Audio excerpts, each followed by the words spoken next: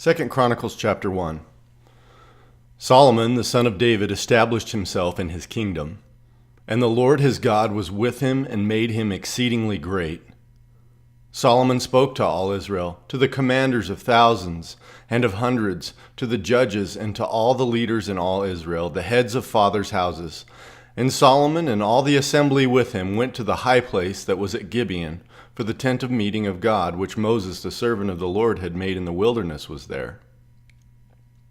But David had brought up the ark of God from Kiriath-jearim to the place that David had prepared for it, for he had pitched a tent for it in Jerusalem.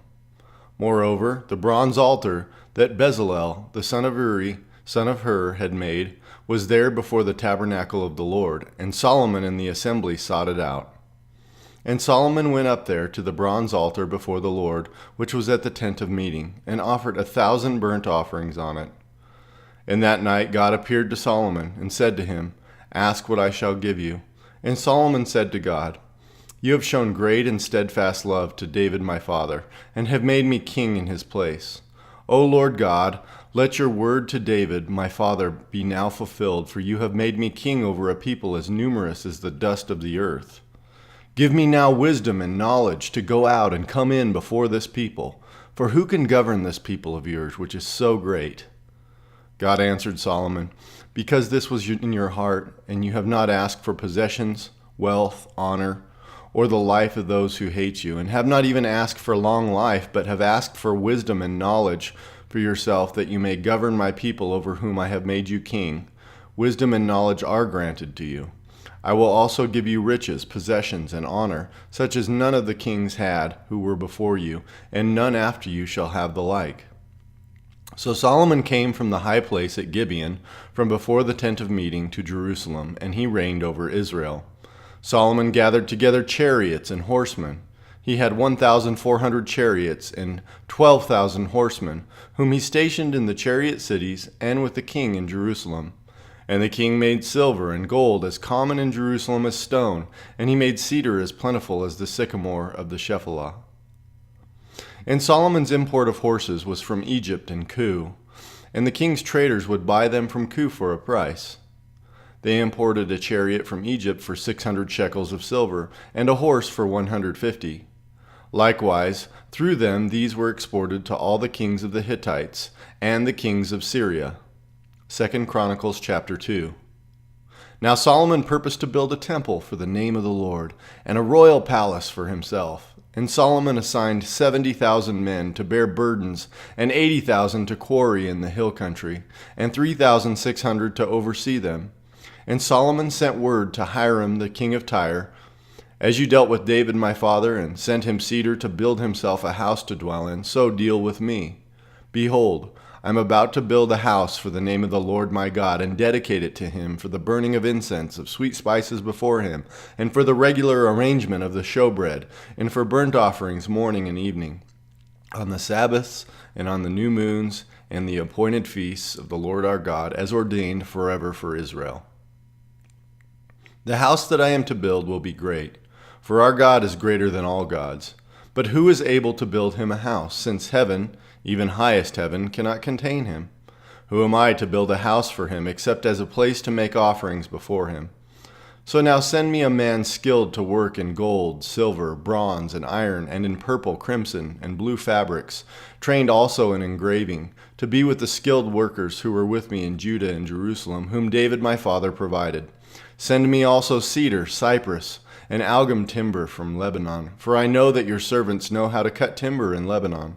And my servants will be with your servants, to prepare timber for me in abundance, for the house I am to build will be great and wonderful. I will give for your servants, the woodsmen who cut timber, 20,000 cores of crushed wheat, 20,000 cores of barley, 20,000 baths of wine, and 20,000 baths of oil." Then Hiram, the king of Tyre, answered in a letter that he sent to Solomon, "Because the Lord loves his people, he has made you king over them." Hiram also said, "Blessed be the Lord God of Israel, who made heaven and earth, who has given King David a wise son, who has discretion and understanding, who will build a temple for the Lord and a royal palace for himself. Now I have sent a skilled man, who has understanding, Huram-Abi. the son of a woman of the daughters of Dan, and his father was a man of Tyre. He is trained to work in gold, silver, bronze, iron, stone, and wood, and in purple, blue, and crimson fabrics, and fine linen, and to do all sorts of engraving, and execute any design that may be assigned him, with your craftsmen, the craftsmen of my lord, David your father. Now therefore the wheat and barley, oil and wine, of which my lord has spoken, let him send to his servants. And we will cut whatever timber you need from Lebanon and bring it to you in rafts by sea to Joppa, so that you may take it up in Jerusalem.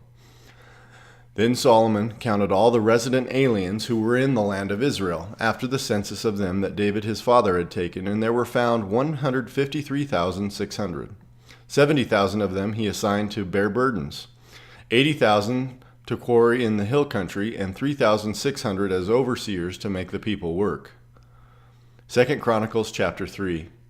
Then Solomon began to build the house of the Lord in Jerusalem on Mount Moriah, where the Lord had appeared to David his father at the place that David had appointed, on the threshing floor of Ornan the Jebusite. He began to build in the 2nd month of the 4th year of his reign. These are Solomon's measurements for building the house of God. The length in cubits of the old standard was 60 cubits, and the breadth 20 cubits.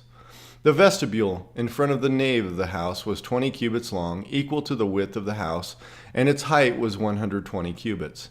He overlaid it on the inside with pure gold. The nave he lined with cypress, and covered it with fine gold, and made palms and chains on it. He adorned the house with settings of precious stones. The gold was gold of Parvaim. So he lined the house with gold, its beams, its thresholds, its walls, and its doors, and he carved cherubim on the walls. And he made the most holy place. Its length, corresponding to the breadth of the house, was 20 cubits, and its breadth was 20 cubits. He overlaid it with 600 talents of fine gold. The weight of gold for the nails was 50 shekels, and he overlaid the upper chambers with gold. In the most holy place, he made 2 cherubim of wood and overlaid them with gold. The wings of the cherubim together extended 20 cubits. On the wing of the one of 5 cubits touched the wall of the house, and its other wing of 5 cubits touched the wing of the other cherub. And of this cherub, one wing of 5 cubits touched the wall of the house, and the other wing, also of 5 cubits, was joined to the wing of the first cherub. The wings of these cherubim extended 20 cubits. The cherubim stood on their feet, facing the nave. And he made the veil of blue and purple and crimson fabrics and fine linen, and he worked cherubim on it. In front of the house he made 2 pillars 35 cubits high, with a capital of 5 cubits on the top of each. He made chains like a necklace and put them on the tops of the pillars, and he made 100 pomegranates and put them on the chains. He set up the pillars in front of the temple, one on the south, the other on the north. That on the south he called Jachin, and that on the north Boaz. 2 Chronicles chapter 4. He made an altar of bronze 20 cubits long and 20 cubits wide and 10 cubits high. Then he made the sea of cast metal. It was round, 10 cubits from brim to brim, and 5 cubits high, and a line of 30 cubits measured its circumference. Under it were figures of gourds for 10 cubits, compassing the sea all around. The gourds were in 2 rows, cast with it when it was cast. It stood on 12 oxen, 3 facing north, 3 facing west, 3 facing south, and 3 facing east. The sea was set on them, and all their rear parts were inward. In the thickness was a handbreadth. In its brim was made like the brim of a cup, like the flower of a lily. It held 3,000 baths. He also made 10 basins in which to wash, and set 5 on the south side and 5 on the north side. In these were to rinse off what was used for the burnt offering, and the sea was for the priests to wash in. And he made 10 golden lampstands as prescribed, and set them in the temple, 5 on the south side and 5 on the north. He also made 10 tables and placed them in the temple, 5 on the south side and 5 on the north. And he made 100 basins of gold. He made the court of priests and the great court, and doors for the court, and overlaid their doors with bronze. And he set the sea of the southeast corner of the house. Hiram also made the pots, the shovels, and the basins. So Hiram finished the work that he did for King Solomon on the house of God. The 2 pillars, the bowls, and the 2 capitals on the top of the pillars, and the 2 lattice works to cover the 2 bowls of the capitals that were on the top of the pillars, and the 400 pomegranates for the 2 lattice works, 2 rows of pomegranates for each lattice work to cover the 2 bowls of the capitals that were on the pillars. He made the stands also, and the basins on the stands, and the 1 sea, and the 12 oxen underneath it, the pots, the shovels, the forks, and all the equipment for these Huramabi made of burnished bronze for King Solomon for the house of the Lord. In the plain of the Jordan the king cast them, in the clay ground between Succoth and Zeradah. Solomon made all these things in great quantities, for the weight of the bronze was not even sought.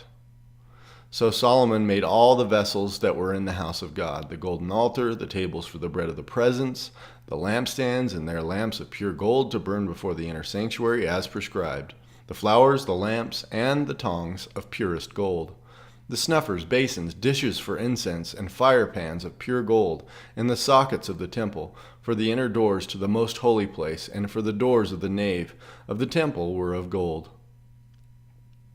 Psalm 71. In you, O Lord, do I take refuge. Let me never be put to shame. In your righteousness deliver me and rescue me. Incline your ear to me. Be to me a rock of refuge, to which I may continually come. You have given the command to save me, for you are my rock and my fortress. Rescue me, O my God, from the hand of the wicked, from the grasp of the unjust and cruel man. For you, O Lord, are my hope, my trust, O Lord, from my youth. Upon you I have leaned from before my birth. You are he who took me from my mother's womb. My praise is continually of you. I have been as a portent to many, but you are my strong refuge. My mouth is filled with your praise and with your glory all the day. Do not cast me off in the time of old age. Forsake me not when my strength is spent. For my enemies speak concerning me. Those who watch for my life consult together and say, God has forsaken him. Pursue and seize him, for there is none to deliver him. O God, be not far from me. O my God, make haste to help me. May my accusers be put to shame and consumed with scorn and disgrace. May they be covered who seek my hurt. But I will hope continually and will praise you yet more and more. My mouth will tell of your righteous acts, of your deeds of salvation all the day, for their number is past my knowledge. With the mighty deeds of the Lord God I will come. I will remind them of your righteousness, yours alone. O God, from my youth you have taught me, and I still proclaim your wondrous deeds. So even to old age and gray hairs, O God, do not forsake me until I proclaim your might to another generation, your power to all those to come. Your righteousness, O God, reaches the high heavens. You who have done great things, O God, who is like you? You who have made me see many troubles and calamities will revive me again. From the depths of the earth you will bring me up again. You will increase my greatness and comfort me again. I will also praise you with the harp for your faithfulness, O my God. I will sing praises to you with the lyre, O Holy One of Israel. My lips will shout for joy when I sing praises to you, my soul also, which you have redeemed. And my tongue will talk of your righteous help all the day long. For they have been put to shame and disappointed who sought to do me hurt.